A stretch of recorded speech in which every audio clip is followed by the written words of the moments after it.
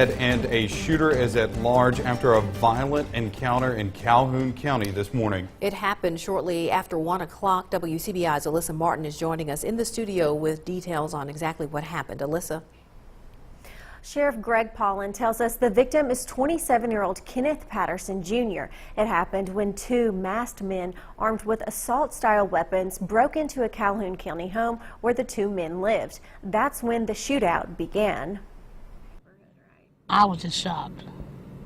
Just shocked. I mean, never had anything to happen, you know, in this area like this. Just shocked. Loretta Williams owns this house where the shooting took place. She says the area is normally quiet. It's peaceful and never had nothing with bullet holes everywhere. Never had this. Authorities say around 1:15 Tuesday morning, two men broke into this house, but the two people who lived there were home. The homeowner had a weapon and was able to get to his weapon, and he fired a shot, striking one of the assailants.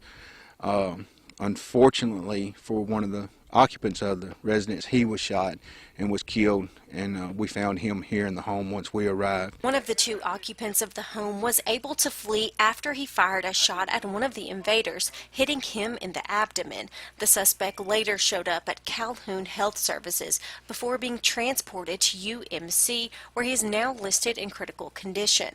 Calhoun County Sheriff Greg Paulin says deputies are still looking for the second shooter. We have some leads that we're following up on now. Deputies and MBI are out working on those leads now, and we hope to have something concrete by the end of the day.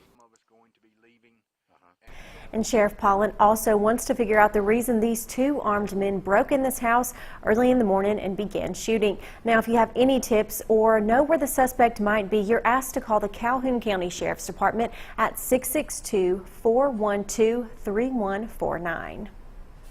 All right, that's Alyssa Martin in our studio with that story. Now an update to a story we first brought you yesterday. Bond